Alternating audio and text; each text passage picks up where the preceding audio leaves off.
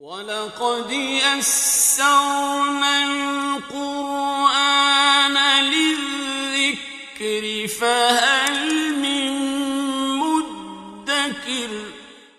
الحمد لله رب العالمين والصلاة والسلام على أشرف الأنبياء والمرسلين أما بعد فأعوذ بالله من الشيطان الرجيم من همزه ونفخه ونفثه بسم الله الرحمن الرحيم رب اشرح لي صدري ويسر لي أمري واحلل عقدة من لساني يفقهوا قولي اللهم انفعنا بما علمتنا وعلمنا ما ينفعنا وزدنا علما فبشر عباد الذين يستمعون القول فيتبعون أحسنه أولئك الذين هداهم الله وأولئك هم أولو الألباب أعوذ بالله من الشيطان الرجيم بسم الله الرحمن الرحيم بسم الله الرحمن الرحيم نون والقلم وما يسطرون ما أنت بنعمة ربك بمجنون وإن لك لأجرا غير ممنون وإنك لعلى خلق عظيم فستبصر ويبصرون بأيكم المفتون إن ربك هو أعلم بمن ضل عن سبيله وهو أعلم بالمهتدين فلا تطع المكذبين ودوا لو تدهن فيدهنون أعوذ بالله من الشيطان الرجيم بسم الله الرحمن الرحيم نون والقلم وما يسطرون نون حروف مقطعات میں سے ہے، یعنی وہ حروف جن کو کاٹ کاٹ کر پورا الگ الگ پڑھا جاتا ہے۔ ان حروف کو دوسرے حروف سے ملا کر نہیں پڑھا جاتا، بلکہ ان حروف کو حروف تہجی کی طرح الگ الگ پورا پڑھا جاتا ہے، تو ان حروف کو حروف مقطعات کہتے ہیں۔ اللہ اعلم بمرادہ، جن کا حقیقی معنی اللہ وحدہ لا شریک کو ہی علم ہے، یہ قرآن کریم کے اعجاز کے لیے آتے ہیں۔ چیلنج ہے مشرکین مکہ کو، اگر تم عربی زبان کے اتنے ہی ماہر ہو تو پھر ذرا ان حروف کا معنی کر کے دکھاؤ۔ ان حروف کے بعد ہمیشہ یا اکثر وحی کا ذکر ہوتا ہے، قرآن کا ذکر ہوتا ہے، وحی کا ذکر ہوتا ہے۔ فرمایا والقلم وما یسطرون، قسم ہے قلم کی، وما یسطرون، اور ان کی جو لکھتے ہیں۔ سطر لکھنا، قلم کی قسم، قلم جس سے لکھا جاتا ہے، تو قلم لکھنے کا آلہ ہے جس سے انسان لکھتا ہے، جس سے لکھا جاتا ہے، اور ایک چیز محفوظ ہو جاتی ہے۔ انسان لکھ کر کوئی چیز محفوظ کر لیتا ہے، ریکارڈ رکھ لیتا ہے، یاد دہانی ہو جاتی ہے، یا انسان کسی کو لکھ کر کوئی چیز بھیجتا ہے تو وہ چیز بن بعد اس تک پہنچ جاتی ہے۔ تو لکھنے کے بہت سارے فوائد ہیں، لکھنے پڑھنے کے، علم حاصل کرنا آسان ہو جاتا ہے لکھنے پڑھنے سے۔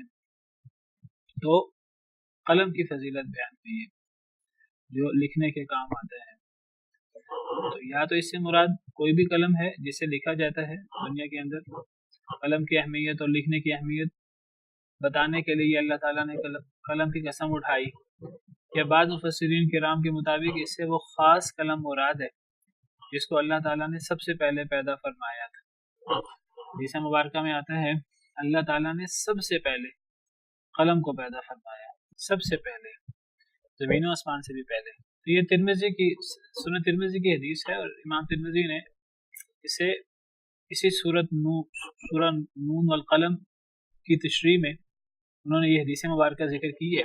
حضرت عبادہ بن صامت مشہور صحابی ہیں، وہ بیان کرتے ہیں، فرماتے ہیں میں نے سنا رسول کریم صلی اللہ علیہ وسلم سے کہ آپ فرما رہے تھے ان اول ما خلق اللہ القلم، کہ سب سے پہلے جو اللہ نے چیز پیدا فرمائی وہ قلم تھی. فقال له اکتب، اللہ نے اس سے فرمایا کہ لکھ. فجرا بما هو کائن الی الابد، تو قلم نے لکھ دیا جو بھی قیامت تک ہونا تھا. اس کے الفاظ ہیں ان اول ما خلق اللہ القلم، سب سے پہلے اللہ نے قلم کو پیدا فرمایا. اب یہ سب سے پہلے سے مراد تو سب سے پہلے ہوتا ہے. اب اس سے پہلے کیا تھا؟ کیا اللہ تعالیٰ تو اب ازل سے ہیں، اور اس سے پہلے کیا تھا؟ دیگر مخلوقات تھی کہ نہیں تھی؟ حدیث مبارکہ صحیح ہے. یہ امام ترمذی فرماتے ہیں ھذا حدیث حسن صحیح غریب. جی تو وہ جو لکھا گیا سارا کا سارا کتاب ہے، اس کو کتاب قرار دیا گیا. وَكُلَّ شَيْءٍ أَحْصَيْنَاهُ فِي إِمَامٍ مُبِينٍ، ہر شے کو ہم نے امام مبین میں لکھ دیا ہے. امام سے مراد کتاب ہے. يَمْحُ اللَّهُ مَا يَشَاءُ وَيُثْبِتُ وَعِندَهُ أُمُّ الْكِتَابِ، اللہ جو چاہتے ہیں مٹا دیتے ہیں، جو چاہتے ہیں باقی رکھتے ہیں. وَعِندَهُ أُمُّ الْكِتَابِ، اور اللہ کے پاس ام الکتاب ہے، تمام کتابوں کی ماں ہے. لوح محفوظ، تختی کو کہتے ہیں لوح. پرانے زمانے میں تو زیادہ تختی وغیرہ پر ان چیزوں پر زیادہ لکھا جاتا تھا. لوح تختی. تو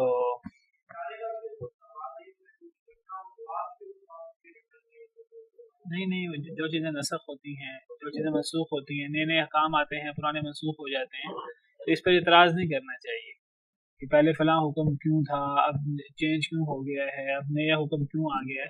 اللہ فرماتے ہیں کہ اللہ ہی ہیں جو مٹا بھی دیتے ہیں، جو ثابت بھی کر دیتے ہیں. اللہ کے پاس تو ام الکتاب ہے.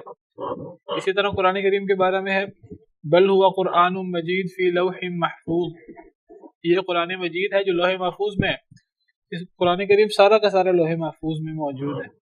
اور ایک اور جگہ فرمایا وَإِنَّهُ فِي أُمِّ الْكِتَابِ لَدَيْنَا لَعَلِيٌّ حَكِيمٌ، کہ یہ قرآن یہ ام الکتاب میں ہے ہمارے پاس، یعنی لوح محفوظ میں. لوح محفوظ ایک کتاب ہے، تختی ہے. محفوظ کتاب، تختی بھی کہا گیا ہے، کتاب بھی کہا گیا ہے. اس کی اصل حقیقت، اصل تفصیلات اللہ ہی جانتے ہیں. ان چیزوں کے بارے میں جتنا قرآن و سنت میں موجود ہے، صحابہ کرام نے نبی کریم صلی اللہ علیہ وسلم سے کچھ سنا، انہوں نے کچھ بیان فرمایا، ہمیں اسی تک رہنا چاہیے. ہمیں اس سے آگے اپنے اجتہاد نہیں کرنے چاہیے ان چیزوں کے بارے میں، کیونکہ غیبی چیزوں کے بارے میں انسان اپنی رائے سے، اپنے اجتہاد سے کچھ نہیں کہہ سکتا. انسان کا علم بڑا کمزور ہے، انسان کی عقل بڑی ناقص ہے. بہت ساری چیزیں انسان کی عقل و فہم میں سما ہی نہیں سکتی، انسان ناقص ہے. تو حدیث مبارکہ صحیح ہے، اللہ نے سب سے پہلے قلم کو پیدا فرمایا. اس سے اس بات پہ بھی رد ہو جاتا ہے جو کہتے ہیں جی اللہ نے سب سے پہلے نبی صلی اللہ علیہ وسلم کے نور کو پیدا فرمایا. وہ ضعیف موضوع حدیثیں ہیں، تو صحیح حدیث نہیں ہے. صحیح حدیث یہ ہے سب سے پہلے اللہ نے قلم کو پیدا فرمایا. تو اس قلم سے مراد دنیا کے قلم ہو سکتے ہیں جو بڑا فائدہ دیتے ہیں انسان کو. لکھنے پڑھنے سے بہت زیادہ فائدہ ہوتا ہے. علم حاصل کرنے میں بھی لکھنا پڑھنا معاون ثابت ہوتا ہے. پہلے بھی میں نے بات کہی ہے اور ابھی بھی کہہ رہا ہوں کہ لکھنا پڑھنا معاون ثابت ہوتا ہے. ہم بعض بار سمجھتے ہیں کہ لکھے پڑھے بغیر علم آ ہی نہیں سکتا. یہ بات صحیح نہیں ہے.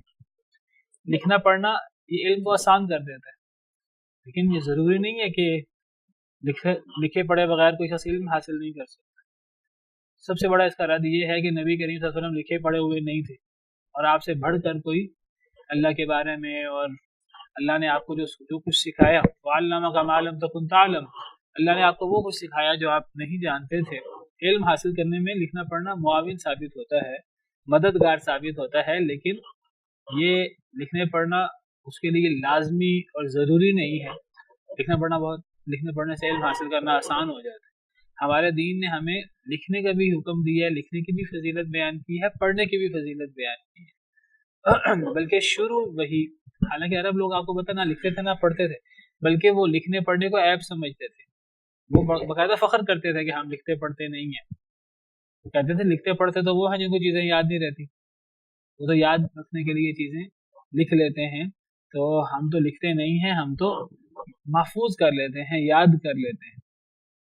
تو ہمارے دین میں بھی یاد کرنے کی بڑی فضیلت ہے، اور یاد کرنے پر بڑی توجہ دلائی گئی ہے. قرآن کریم میں قرآن کریم کو پڑھنے کی فضیلت بیان ہوئی ہے. احادیث مبارکہ میں قرآن کریم کو احادیث مبارکہ کو حفظ کرنے کی جو ہے وہ فضیلت ہے. قرآن کریم میں بھی حفظ کرنے کی فضیلت ہے، بلکہ قرآن کریم کہتا ہے کہ قرآن کے حوالے سے بل هو آیات بینات فی صدور الذین اوتوا العلم، کہ یہ قرآن کریم کی بڑی واضح واضح آیتیں ہیں جو اہل علم کے سینوں میں ہیں.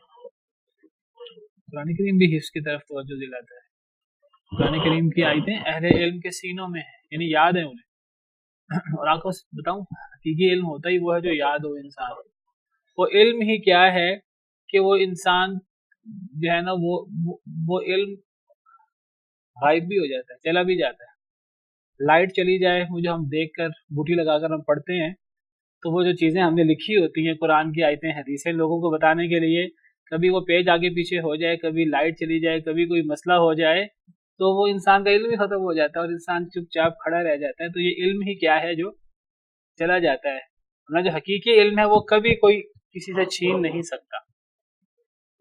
باقاعدہ علماء کہتے تھے پہلے، کہتے تھے ہمارے پاس تو وہ مال ہے جس کو کوئی چھین نہیں سکتا. دیگر سارے مال و دولت کی چیزیں ان کو چھینا جا سکتا ہے، لیکن علم کو سینے کے اندر ہوتا ہے. حقیقی علم وہ ہوتا ہے جو یاد ہوتا ہے انسان، وہ قرآن کی صورت میں ہو، وہ احادیث مبارکہ کی صورت میں ہو، وہ ان قرآن کریم کی احادیث مبارکہ کی تفسیر ہو، تشریح ہو، صحابہ کرام کے اقوال ہوں، اور وہ جو یاد ہوں انسان کو. حقیقی علم تو وہ ہوتا ہے. امام ابن تیمیہ رحمہ اللہ فرمایا کرتے تھے، وہ دعوت اصلاح کا کام کرتے تھے، ان کے بڑے مخالفین تھے بہت زیادہ. کہتے تھے کہ میرے دشمن بہت زیادہ ہیں. وہ کہتے تھے لیکن میرا دشمن میرا کیا بگاڑ سکتا ہے، میرا دشمن میرا کچھ نہیں بگاڑ سکتا ہے. میرا علم میرے ساتھ ہے، میں جہاں بھی جاتا ہوں میرا علم میرے ساتھ جاتا ہے. میں قید میں بھی چلا جاؤں وہاں پہ بھی میرا علم میرے ساتھ ہی ہوتا ہے. تو بہرحال حقیقی علم وہ ہوتا ہے جو حافظے میں ہوتا ہے، جو یاد ہوتا ہے. لیکن یہ لکھنا پڑھنا یہ علم حاصل کرنے میں مددگار ہوتا ہے. یہ تائید کے لیے اور یاد دہانی کے لیے، کبھی بوڑھا ہونے کی وجہ سے کسی کا حافظہ کمزور ہو، کوئی بندہ یاد نہ رکھ سکے، تو وہ لکھ پڑھ کر بھی یہ چیزوں کو یاد رکھ سکتا ہے. تو ہمارے دین میں جو شروع میں وحی اتری، ان شروع کی وحی میں لکھنے کی بھی اہمیت ہے، پڑھنے کی بھی اہمیت ہے. آپ حیران ہوں گے عرب لوگ وہ لکھنے پڑھنے کو زیادہ پسند نہیں کرتے تھے اور وہ اس کو عیب سمجھتے تھے. پہلی وحی آپ دیکھیے اس میں پڑھنے کا حکم ہے، اقرأ بسم ربک الذی خلق. پڑھیے اس رب کے نام سے جس نے پیدا کیا. خلق الانسان من علق اقرأ وربک الاکرم. پڑھیے، اور آپ کا رب بڑا ہی معزز ہے. تو پڑھنے کا حکم ہے شروع میں. اور یہاں یہ بھی شروع کی وحی میں سے ہے. سورہ قلم یہ شروع کی وحی میں سے ہے. شروع دور میں یہ سورت نازل ہوئی تھی. تو قلم کا حکم، قلم کی قسم اللہ نے کھائی ہے، اور قلم کی قسم اٹھائی ہے، اور جو لکھتے ہیں ان لوگوں کی قسم اٹھائی ہے. اللہ تعالیٰ اپنی مخلوق کی قسم اٹھا لیتے ہیں. ہمارے لیے جائز نہیں ہے مخلوق کی قسم اٹھائیں، کیونکہ ہم جس چیز کی قسم اٹھاتے ہیں ہمارا مقصود اس کو گواہ بنانا ہوتا ہے اپنے اوپر. تو اللہ کے علاوہ تو کوئی چیز گواہ نہیں بن سکتی. گواہ تو وہ بنتا ہے جو ہر چیز کو دیکھ رہا ہوتا ہے، اس سے کوئی چیز مخفی نہیں ہوتی. تو لیکن اللہ تعالیٰ جب قسم اٹھاتے ہیں، اللہ کی قسم اٹھانے سے مراد ان چیزوں کو گواہ بنانا مقصود نہیں ہوتا، بلکہ اللہ کی قسم سے مراد جو چیزیں اہم ہیں اللہ کی مخلوق میں سے اللہ نے جن چیزوں کو اہمیت دی ہے، اللہ ان کی بھی قسم اٹھا لیتے ہیں. اللہ اپنی قسم بھی اٹھاتے ہیں، اپنی صفات کی بھی، اور اللہ تعالیٰ اپنی مخلوق کی قسم بھی اٹھا لیتے ہیں. تو اللہ تعالیٰ جن چیزوں کی قسم اٹھاتے ہیں اس سے ان چیزوں کی اہمیت ظاہر ہوتی ہے. اللہ کے یہاں ان کی اہمیت ہے. اللہ نے عصر کی قسم اٹھائی، عصر سے مراد زمانہ یا عصر سے مراد عصر کا وقت، تو اس سے عصر کے وقت کی اہمیت ظاہر ہوتی ہے. اللہ نے فجر کی قسم اٹھائی، رات کی قسم اٹھائی، قرآن کریم کی قسم اٹھائی. تو اللہ تعالیٰ نے یہاں قلم کی قسم اٹھائی، لکھنے والوں کی قسم اٹھائی. تو اس سے قلم کی اور لکھنے کی فضیلت ظاہر ہوتی ہے کہ لکھنا اور لکھنے والے یہ اہم ہیں، یہ فضیلت والے لوگ ہیں، کیونکہ یہ چیز علم کو آسان کر دیتی ہے، علم کے لیے مفید و معاون ثابت ہوتی ہے. تو قلم کی قسم اور ان کی جو لکھتے ہیں. دنیا میں لکھنے والے لوگ، ان کی قسم. یا پھر جیسے میں نے ذکر کیا کہ قلم سے مراد کوئی بھی قلم نہیں ہے دنیا کا، قلم سے مراد وہ قلم ہے جس کو اللہ نے سب سے پہلے پیدا فرمایا. اور وہ فرشتے جو قلم سے لکھتے ہیں، ایک وہ بھی قلم ہے اور وہ بھی لکھنے والے ہیں جن کو ہم کرامن کاتبین کہتے ہیں، جو ہمارے کندھوں پر موجود ہیں اور ہمارے ہر اعمال کو، اچھے برے اعمال کو لکھتے ہیں. وَإِنَّ عَلَيْكُمْ لَحَافِظِينَ کِرَامًا كَاتِبِينَ يَعْلَمُونَ مَا تَفْعَلُونَ. تمہارے ساتھ محافظ فرشتے بھی موجود ہیں، کرامن کاتبین، جو تم کرتے ہو اس کو وہ جانتے ہیں، وہ جانتے ہیں تو وہ اس کو لکھ لیتے ہیں. ان کا نام ہی کرامن کاتبین ہے. کرامن سے مراد بڑے معزز فرشتے، فرشتوں کی اللہ کے بڑی اہمیت ہے، بڑے معزز فرشتے، اور کاتبین لکھنے والے، وہ لکھ لیتے ہیں.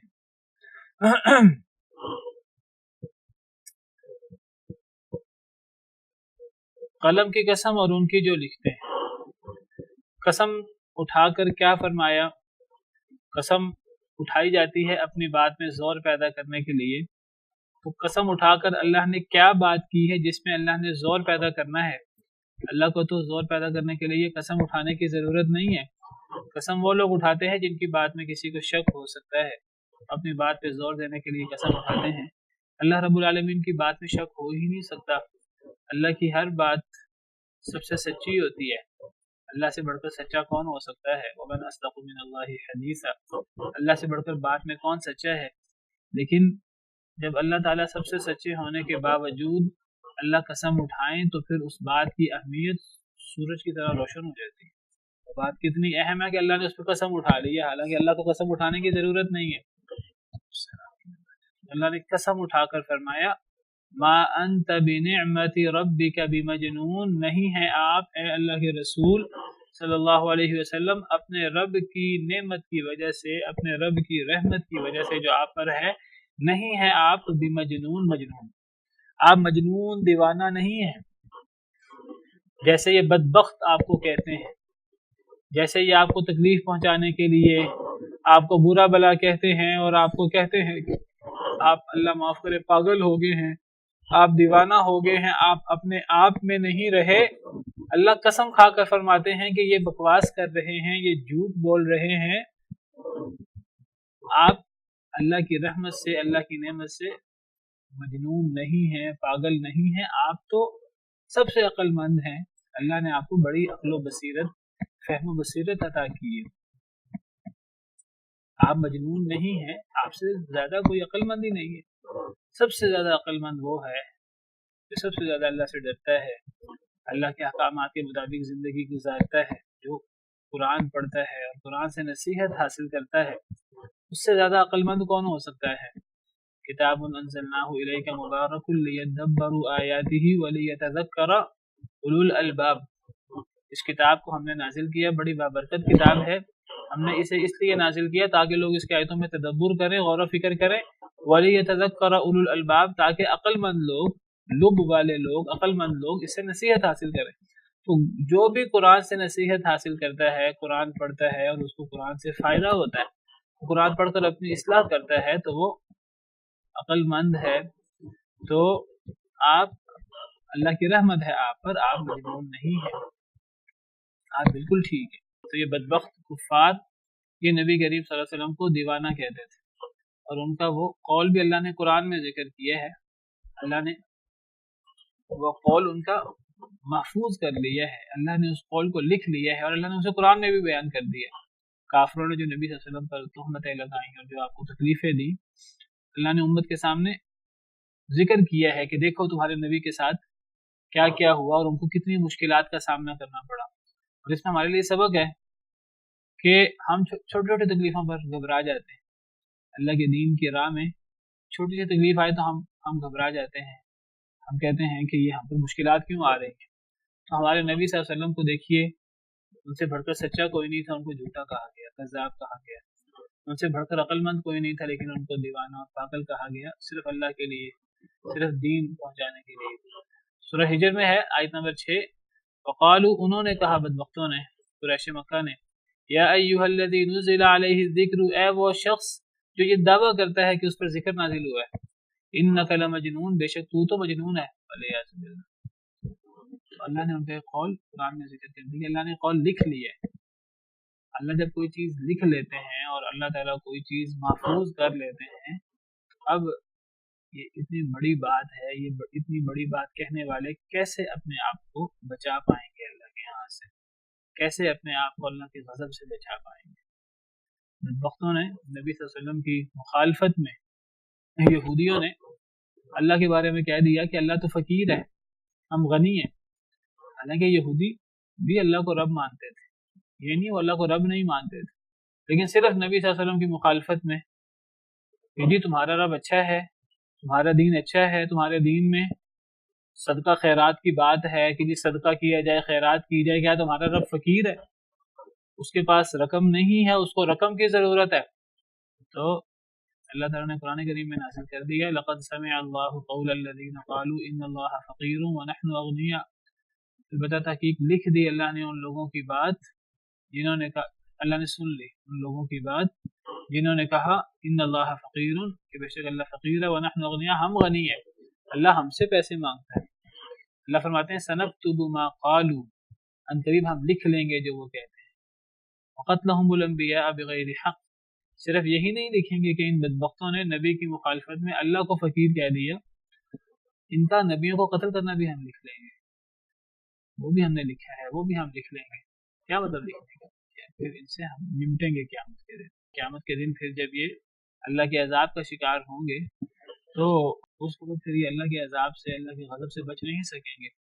تو بدبختوں نے کہا نبی صلی اللہ علیہ وسلم کو کہ آپ تو مجنون ہیں، تو اللہ تعالیٰ نے آسمان سے وحی اتاری کہ آپ صبر کیجیے، اللہ کے نبی صلی اللہ علیہ وسلم آپ پریشان نہ ہوں، ان کے مجنون کہنے سے آپ مجنون ہو نہیں جائیں گے، آپ بہت زیادہ عقل و بصیرت والے ہیں اور آپ ان کے مجنون کہنے سے مجنون نہیں ہو جائیں گے، اللہ کے ہاں آپ کا بڑا مقام ہے، آپ بڑے عقل و بصیرت والے ہیں، آپ اس پر صبر کیجئے، اس کو برداشت کیجئے۔ یاد رکھیے صرف نبی صلی اللہ علیہ وسلم کو مجنون نہیں کہا گیا، تمام انبیاء کو مجنون کہا گیا، صرف نبی صلی اللہ علیہ وسلم کو کذاب نہیں کہا گیا، تمام انبیاء کرام علیہ السلام کو جھوٹا قرار دیا گیا، حالانکہ نبیوں سے بڑھ کر سچا کون ہو سکتا ہے؟ نبیوں کو تو ان کے نبی بننے سے پہلے ہی لوگ الصادق اور الامین کہتے ہیں۔ سورہ زاریات میں اللہ تعالیٰ فرماتے ہیں آیت نمبر 39، فرعون نے حضرت موسیٰ علیہ السلام کو کہا فتولیٰ برکنہ، فرعون پھر گیا، حضرت موسیٰ علیہ السلام نے اسے دعوت دی، وقال ساحر او مجنون، فرعون کہنے لگا کہ یہ تو جادوگر ہے یا دیوانہ ہے۔ حضرت موسیٰ علیہ السلام جو اللہ کے جلیل القدر پیغمبر ہیں، انہیں فرعون نے دیوانہ قرار دیا۔ اسی طرح سورہ زاریات آیت نمبر 52 میں اللہ تعالیٰ فرماتے ہیں كَذَلِكَ مَا أَتَى الَّذِينَ مِن قَبْلِهِم مِّن رَّسُولٍ إِلَّا قَالُوا سَاحِرٌ أَوْ مَجْنُونٌ، اسی طرح نہیں آیا ان سے پہلے کوئی بھی رسول، قریش مکہ سے پہلے کسی بھی قوم پر کوئی رسول نہیں آیا، الا قالوا، مگر قوم والوں نے کہا ساحرٌ، کہ یہ جادوگر ہے، او مجنون، یا دیوانہ ہے۔ ہر رسول کو جادوگر یا دیوانہ قرار دیا گیا ہے، ولیعذ باللہ۔ تمام نبیوں نے، تمام رسولوں نے یہ آزمائشیں صحیح ہیں، یہ آزمائشیں برداشت کی ہے۔ یہ بعض دفعہ الفاظ کی کاٹ اتنی زیادہ ہوتی ہے کہ ظاہری زخم وہ ہلکے ہوتے ہیں اور الفاظ کی کاٹ بہت زیادہ ہوتی ہے، لیکن انبیاء کرام علیہ السلام نے جہاں جسمانی اذیتیں شہید تک کیا گیا ہے، تکلیفیں تک دی گئی ہیں، جہاں انہوں نے وہ برداشت کیا ہے وہاں انہوں نے یہ بھی برداشت کیا اللہ کے لیے، اللہ کے دین کو غالب کرنے کے لیے۔ تو اللہ تعالیٰ فرماتے ہیں وَإِنَّ لَكَ لَأَجْرًا غَيْرَ مَمْنُونَ، اور بے شک آپ کے لیے البتہ اجر ہے غیر ممنون، نہ رک جانے والا۔ ممنون یہ میم نون نون سے ہے، من کا مطلب قطع کرنا، کاٹنا، تو غیر ممنون ایسا اجر جو کٹتا نہیں ہے، جو ختم نہیں ہوتا۔ اے نبی صلی اللہ علیہ وسلم، یہ جو آپ آزمائشیں برداشت کر رہے ہیں، یہ آپ اپنی ذات کے لیے برداشت نہیں کر رہے، یہ آپ اللہ کے لیے آزمائشیں برداشت کر رہے ہیں، اللہ کے دین کے لیے آزمائشیں برداشت کر رہے ہیں۔ اور کوئی شخص اللہ کے دین کے غلبے کے لیے آزمائش برداشت کرے، قربان کرے اپنے عزت نفس کو، اپنی عزت کو، اپنے مال کو، اپنی جان کو، اپنی عزت، ہر چیز بندہ قربان کرے، جو چیز قربان کرے اللہ کے لیے، اللہ کے دین کے لیے، اس کا اللہ کے ہاں بہت بڑا اجر ہے۔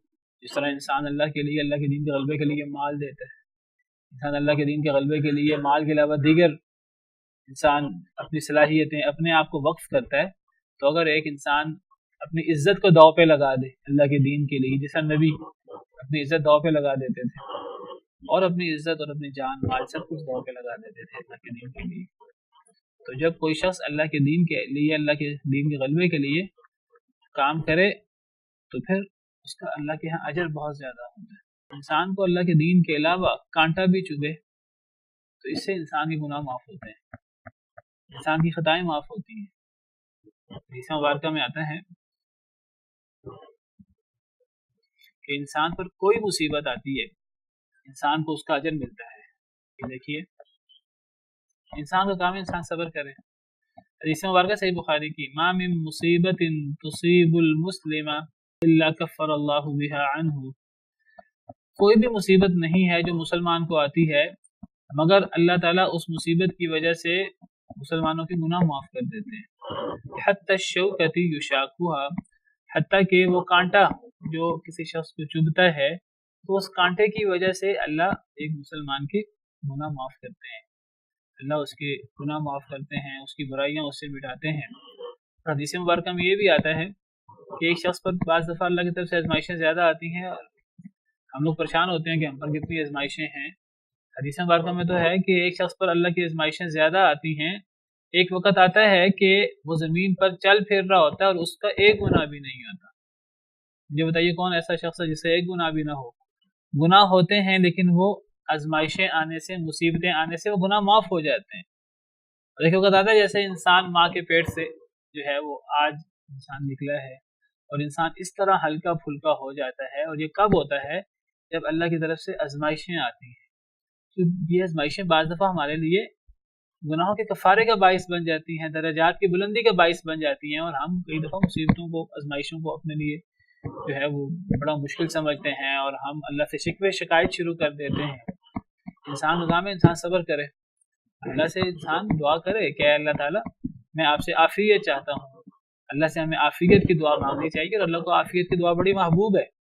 ہمیں جو دعائیں سکھائی گئی ہیں ان میں اللہ نے عافیت کی دعا سکھائی ہے، لیکن اس کا مطلب یہ نہیں ہے کہ انسان تو مصیبت آئے تو اب انسان شکوہ شکایت شروع کر دے، ادھر بات کرے ادھر بات کرے۔ اور دیکھیے انسان تو مصیبت آئے انسان شکوہ شکایت کرے تو ذرا غور کرے انسان کس کا شکوہ کر رہا ہے اور کس کے سامنے کر رہا ہے۔ انسان اس اللہ رب العالمین کے شکوہ جو ہمارے لیے ہمارے ماں سے زیادہ رحم کرنے والا ہے، ماں کی مثال، محبت کی مثال اللہ کے سامنے کوئی مثال نہیں ہے۔ جو اللہ بہت زیادہ محبت کرنے والا ہے، ہم اس محبت کرنے والے اللہ رب العالمین کے شکوہ اللہ کی مخلوق سے کریں گے؟ کتنی عجیب بات ہے۔ ہاں اگر انسان کو کوئی مشکل پیش آئے، انسان اس مشکل کا شکوہ کرے اللہ کے سامنے، انسان اللہ کے سامنے گڑ گڑائے۔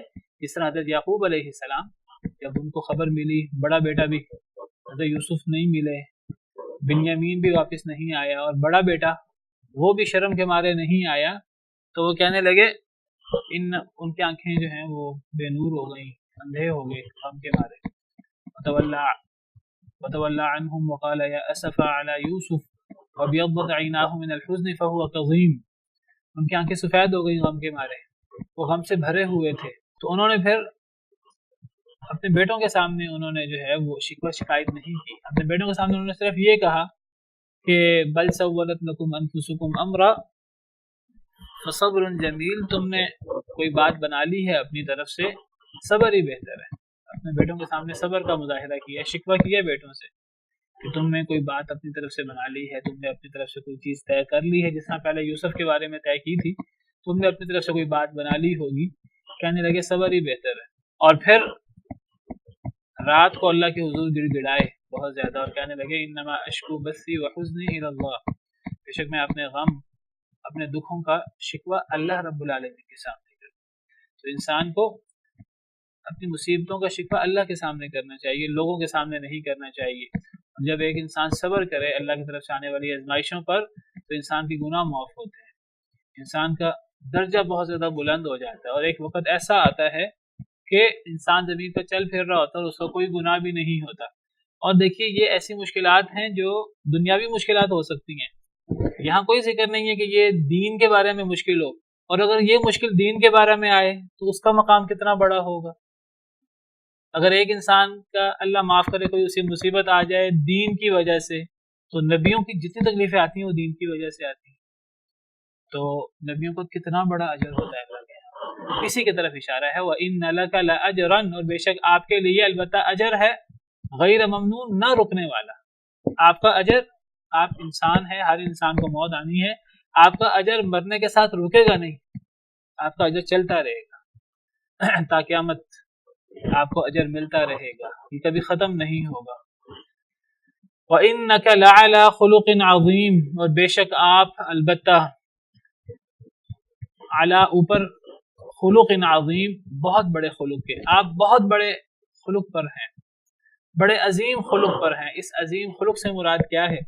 بعض مفسرین کہتے ہیں خلق عظیم سے مراد اسلام ہے، یعنی آپ اسلام پر ہیں، آپ جو کفار جو آپ کو باتیں بناتے ہیں، آپ کو برا بلا کہتے ہیں، آپ کی مخالفت کرتے ہیں، شروع دور کی آیتیں، شروع دور میں آپ اکیلے تھے، آپ کے ساتھ اکا دکا مسلمان تھے، ہزاروں لاکھوں مخالفین، جب ہزاروں لاکھوں مخالفین ہوتے ہیں انسان بھی سوچتا ہے کئی دفعہ کہ میں ہی تو غلط نہیں ہوں، اللہ تعالیٰ کی طرف سے تسلی ہے نہیں آپ غلط نہیں ہیں، آپ خلق عظیم پر ہیں۔ کئی مفسرین کے مطابق خلق عظیم سے مراد اسلام یا دین یا قرآن، یہ ایک تفسیر ہے اذان کے بعد کی۔ وَإِنَّكَ لَعَلَى خُلُقٍ عَظِيمٍ کی ایک تفسیر، اور بے شک آپ البتہ بہت بڑے خلق پر ہیں، اس سے مراد اسلام ہے، ایک تفسیر کے مطابق اسلام یا دین یا قرآن، اور دوسری تفسیر آپ خلق عظیم پر فائز ہیں، اس سے مراد وہ اخلاق عالیہ مراد ہیں جو دنیا کے اندر لوگوں کے اچھے اخلاق ہوتے ہیں۔ نبی کریم صلی اللہ علیہ وسلم ان اچھے اخلاق پر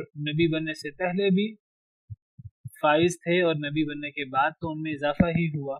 جب نبی کریم صلی اللہ علیہ وسلم نبی بنے ہیں، جب آپ پر پہلی وحی اتری ہے، نبی کریم صلی اللہ علیہ وسلم جو ہے بڑے پریشان تھے، ایک نئی چیز ہوئی تھی، تو صحیح بخاری کے اندر واقعہ موجود ہے، تو جب نبی صلی اللہ علیہ وسلم واپس لوٹے، حدیث میں آتا ہے آپ کا دل کانپ رہا تھا، آپ حضرت خدیجہ کے پاس آئے اور آپ کہنے لگے کہ مجھے چادر اڑا دو، مجھے چادر اڑا دو، حتیٰ کہ آپ کی گھبراہٹ دور ہوئی، تو آپ نے حضرت خدیجہ رضی اللہ عنہا کو ساری بات بتائی کہ غار حرا میں میرے ساتھ یہ واقعہ پیش آیا ہے، اور ساتھ ہی کہنے لگے لقد خشیت علی نفسی، مجھے ڈر ہے کہ میں فوت ہی نہ ہو جاؤں۔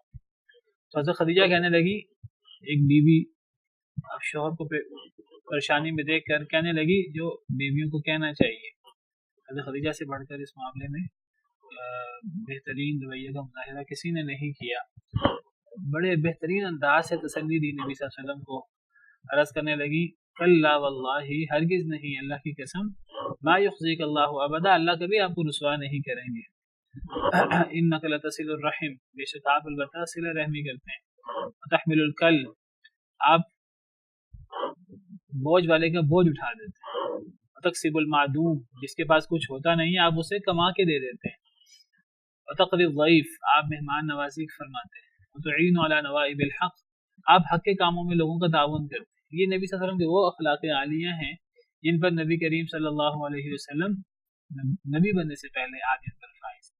اور سب سے بڑی آپ کی رازدار جن کو قرآن لباس کہتے ہیں، بیوی سے بڑھ کر انسان کے بارے میں اور انسان کے اخلاق کے بارے میں کون گواہی دے سکتا ہے؟ سب سے بڑی گواہی، سب سے صحیح گواہی بیوی کی ہوتی ہے شوہر کے بارے میں، اور شوہر کی ہوتی ہے بیوی کے بارے میں۔ تو بیوی کی وہ گواہی جو بیوی نے نبی بننے سے پہلے آپ کے بارے میں گواہی دی ہے، آپ کے اخلاق عالیہ کی، اور نبی بننے کے بعد ان میں برکت ہی پڑی، ان میں اضافہ ہی ہوا۔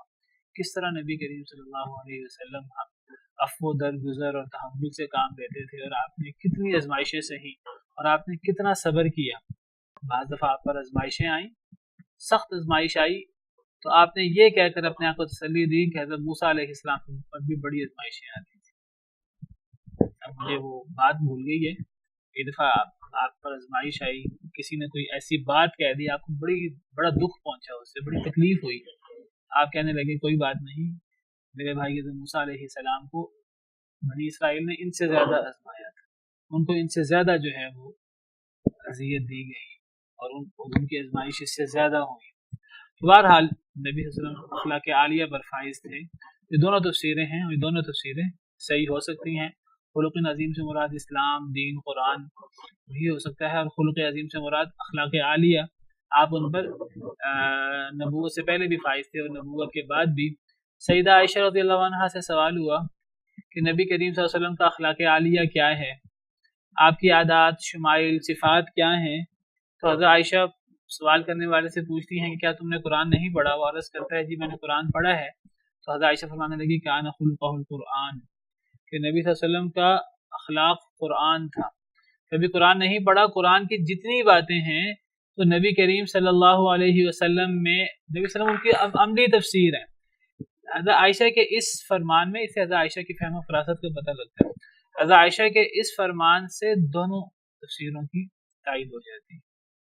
حضرت عائشہ نے قرآن کریم کو نبی صلی اللہ علیہ وسلم، قرآن کریم کے احکامات کو، قرآن کریم جس سے توجہ دلاتا ہے اسے نبی صلی اللہ علیہ وسلم کا اخلاق عالیہ قرار دیے، اسے نبی صلی اللہ علیہ وسلم کا خلق قرار دیے۔ تو پتہ لگا کہ قرآن، خلق عظیم سے مراد قرآن، دین، اسلام بھی ہو سکتا ہے۔ اور آپ کی فرمان کا مفہوم یہ بھی ہے کہ قرآن جتنے اخلاق عالیہ کی طرف رہنمائی کرتا ہے وہ سارے کے سارے اخلاق عالیہ بدرجہ اتم نبی صلی اللہ علیہ وسلم کی ذات والا صفات میں موجود ہیں۔ قرآن سچ کی بات کرتا ہے، انصاف کی بات کرتا ہے، جتنے اخلاق کی بات کرتا ہے، جس چیز کی طرف اشارہ کرتا ہے، عفو درگزر، صبر اور دیگر چیزیں، تو نبی صلی اللہ علیہ وسلم ان تمام چیزوں پر بدرجہ اتم فائز ہے۔ فَسَتُبْصِرُ وَيُبْصِرُونَ، پس ان قریب آپ بھی دیکھ لیں گے اور وہ بھی دیکھ لیں گے۔ جب کوئی شخص سمجھنے میں نہ آئے، بات نہ سمجھے، دلائل جہاں کارگر نہ ہو رہے ہوں، تو پھر وہاں یہ انداز ہوتا ہے کہ ٹھیک ہے، پھر اگر تم نہیں سمجھتے تو پھر انتظار کرو، ان قریب وقت آئے گا تو اے نبی آپ بھی دیکھ لیں گے، یہ بھی دیکھ لیں گے۔ بِأَيِّكُمُ الْمَفْتُونَ، کہ کون تمہارا المفتون، مفتون ہے، فتنے میں مبتلا ہے، یعنی دیوانگی میں مبتلا ہے، یہاں دیوانگی مراد ہے۔ ان قریب یہ بدبخت آپ کو مجنون کہتے ہیں، اللہ نے قسم کھا کر فرمایا کہ اے اللہ کے نبی صلی اللہ علیہ وسلم، اللہ کے آپ پر احسان ہے کہ آپ مجنون نہیں ہیں، آپ کے لیے تو اللہ نے بڑا اجر رکھا ہے، آپ تو اخلاق عالیہ پر فائز ہیں۔ ان قریب آپ بھی دیکھ لیں گے، یہ بھی دیکھ لیں گے کہ حقیقی طور پر مجنون کون ہے، دیوانہ کون ہے، پاگل کون ہے، راہ حق سے ہٹا ہوا کون ہے، ان قریب پتہ لگ جائے گا۔ یا تو قیامت مراد ہے، قیامت کے دن، یا پھر اسے بعض علماء نے جنگ بدر مراد لی ہے، یوم الفرقان مراد لیا ہے۔ ان کو ان قریب پتہ لگ جائے گا کہ ان میں غلط کون تھا، صحیح کون تھا، دیوانہ کون تھا، عقل مند کون تھا، کون حق پر ہے، کون باطل پر ہے، اور کس کو غلبہ ہوتا ہے، ان قریب پتہ لگ جائے گا۔ ان ربک هو اعلم بمن ضل عن سبیلہ وهو اعلم بالمہتدین، بے شک آپ کا رب وہ زیادہ جانتا ہے کون گمراہ ہے اللہ کے راستے سے، وهو اعلم بالمہتدین، اور وہ زیادہ جانتا ہے بالمہتدین، ہدایت یافتہ لوگوں کو۔ اللہ کو بہتر پتہ ہے کون گمراہ ہے اور کون ہدایت یافتہ ہے، اللہ سے بڑھ کر کون جانے۔ اور جب اللہ رب العالمین بار بار فرما رہے ہیں، بار بار نبی صلی اللہ علیہ وسلم کی تائید فرما رہے ہیں، اور نبی صلی اللہ علیہ وسلم کے بارے میں اللہ کی طرف سے شہادت حق ہو رہی ہے، وَإِنَّكَ لَمِنَ الْمُرْسَلِينَ، کبھی قرآن میں آتا ہے یقیناً آپ رسولوں میں سے ہیں، کبھی قرآن میں آتا ہے قسم کھا کھا کر اللہ فرماتے ہیں یاسین والقرآن الحکیم إِنَّكَ لَمِنَ الْمُرْسَلِينَ عَلَى صِرَاطٍ مُسْتَقِيم، آپ رسولوں میں سے ہیں، آپ سیدھے رستے پر ہیں۔ اور قرآن کہتا ہے ما انت بنعمت ربک بمجنون، آپ پر اللہ کی رحمت ہے، آپ مجنون نہیں ہیں، آپ خلق عظیم پر فائز ہیں۔ اور قرآن آپ کی رسالت کی، آپ کی حقانیت کی، آپ کے ہدایت یافتہ ہونے کی، آپ کے صراط مستقیم پر ہونے کی قرآن کریم بار بار تائید کرتا ہے، شہادت دیتا ہے۔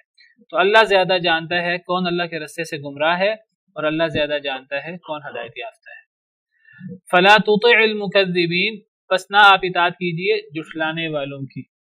جو لوگ جھٹلاتے ہیں دین اسلام کو، کافروں کو اور کفر کے اماموں کی، آپ اطاعت نہ کریں، ان کے پیچھے نہ لگیں، ان کو خوش کرنے کی کوشش نہ کریں، آپ نے ان کے پیچھے نہیں لگنا، آپ نے ان کی اطاعت نہیں کرنی، ان کی خاطر مدارات نہیں کرنی۔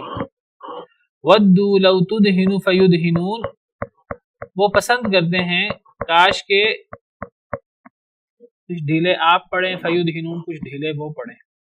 وہ چاہتے ہیں، وَدُّوا وہ پسند کرتے ہیں، لَوْ تُدْهِنُ کاش کے آپ مداہنت کریں، فیدہنون، پھر وہ بھی مداہنت کریں.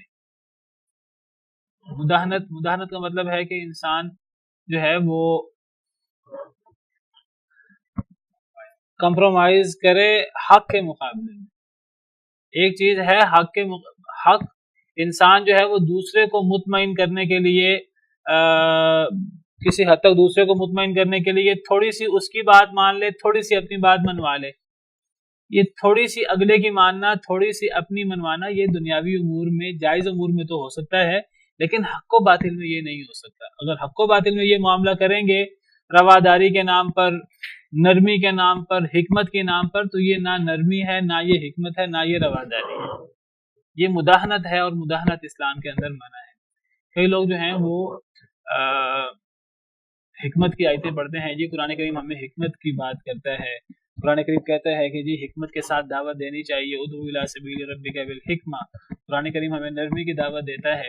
تو یاد رکھیے کہ نبی کریم صلی اللہ علیہ وسلم سب سے بڑھ کر حکیم تھے، اور نبی کریم صلی اللہ علیہ وسلم سب سے بڑھ کر نرم تھے دین کے معاملے میں، سب سے بڑھ کر نرم تھے اخلاق کے معاملے میں، اپنوں کے ساتھ، غیروں کے ساتھ بھی. آپ بڑی نرمی کا مظاہرہ کرتے تھے، اخلاق عالیہ کا مظاہرہ کرتے تھے، لیکن نرمی کا مطلب، حکمت کا مطلب یہ نہیں ہے کہ انسان حق و باطل میں مداہنت کر لے، انسان جو ہے وہ کافروں کے ساتھ کمپرومائز کر لے، کچھ بات ان کی مان لے، کچھ بات اپنی منوا لے، ان کی غلط بات.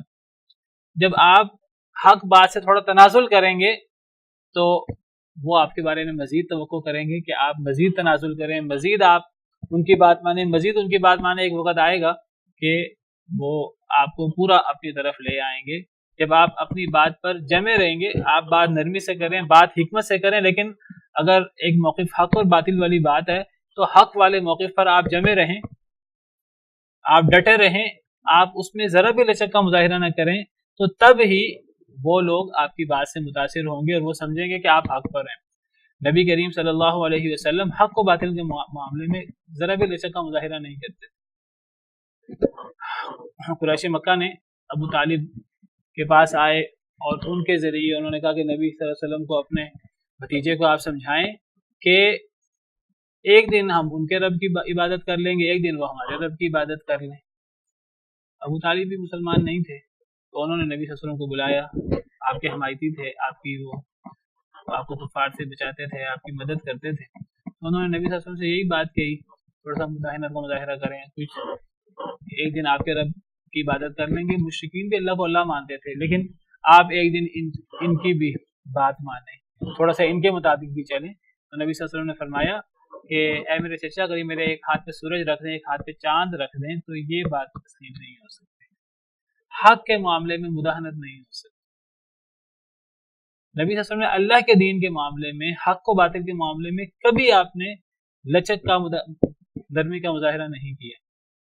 باقی جو ہے وہ اخلاق کے اندر نرمی ہوگی، لوگوں کو حق پہنچانے کے اندر نرمی ہوگی، لوگوں کو دعوت دینے میں نرمی ہوگی، اس کا انکار نہیں ہے. لیکن نرمی کا مطلب یہ نہیں ہے کہ انسان حق پر کمپرومائز کر لے، انسان باطل کو تسلیم کرنا شروع کر دے، اس کی اجازت نہیں ہے. تو یہ فرق کرنا ہوگا مداہنت میں اور نرمی میں.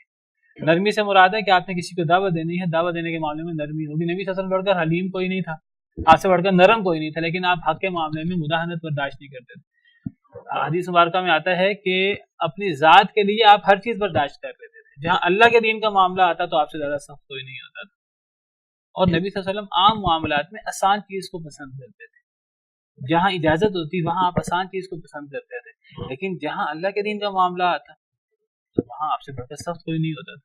اب آپ دیکھیے، آپ اللہ کے دین کے معاملے میں کسی کی سفارش بھی قبول نہیں کرتے تھے، بلکہ آپ سے سفارش کرنے کی کوشش کی حضرت اسامہ بن زید نے. نبی صلی اللہ علیہ وسلم اس سے سخت ناراض ہوئے. آپ فرمانے لگے اتشفع فی حد من حدود اللہ کی حد کے بارے میں سفارش کرتے ہو. آپ نے فرمایا کہ میری بیٹی فاطمہ بنت محمد بھی چوری کرے تو میں اس کا ہاتھ بھی کاٹوں. اللہ کے دین کا معاملہ تھا، اللہ کے دین کے معاملے میں ذرا بھی لچک نہیں ہے. جہاں معاملہ آیا اللہ کے دین کو نافذ کرنے کا، قصاص کو نافذ کرنے کا، وہاں آپ دیکھیے کہ نبی صلی اللہ علیہ وسلم سے بڑھ کر نرم کون تھا؟ وما ارسلناک الا رحمۃ للعالمین. لیکن جب آپ نے بدلہ لیا، آپ کے دور میں ایک کسی شخص کو اس طرح قتل کیا گیا، اس کا سر کچل دیا گیا، تو آپ نے کہا قاتل کا سر کچلا گیا، بالکل اس طرح جس طرح اس نے قتل کیا. کچھ لوگوں نے جو ہے وہ نبی صلی اللہ علیہ وسلم کے چرواہے کو جو ہے انہوں نے اس طرح کر کے شہید کیا. پہلے وہ اسلام لانے کا انہوں نے ناٹک کیا اور پھر بعد میں جو ہے وہ مرتد ہو گئے. نبی صلی اللہ علیہ وسلم کے جو اونٹ تھے، جانور تھے، وہ لے گئے بیت المال کے چرواہے کو انہوں نے شہید کر دیا، بڑے برے طریقے سے شہید کیا. تو نبی صلی اللہ علیہ وسلم نے ان سب کو قید کروایا اور آپ نے ان کے ساتھ وہی سلوک کیا جو انہوں نے چرواہے کے ساتھ کیا تھا. آپ نے ان کے ہاتھ پاؤں کاٹے اور آپ نے جو ہے ان کی آنکھوں میں گرم سوراخیں پھروائیں اور پھر آپ نے جو ہے ان کو صحرا کے اندر تپتی ریت کے اندر آپ نے چھوڑ دیا. وہ پانی مانگتے تھے، آپ نے پانی نہیں دیا اور وہ ریت چاٹتے چاٹتے وہ مر گئے دہائیاں دیتے ہوئے، لیکن آپ نے ان پر ذرا بھی رحم نہیں کیا. حالانکہ نبی صلی اللہ علیہ وسلم سے بڑھ کر رحمۃ للعالمین کوئی نہیں تھا. تو یہ مداحنت میں اور نرمی میں اور حکمت میں فرق کرنا ہوگا. مداحنت کے نام پہ انسان اپنا دین چھوڑتا جائے، اگلا کا دین قبول کرتا جائے، تو یہ تو مداحنت ہے. یہ مداحنت جو ہے یہ ہرگز قابل قبول نہیں ہے. سبحان ربک رب العزت عما یصفون وسلام علی المرسلین والحمد للہ في رحمه تحلو الحياة شوقا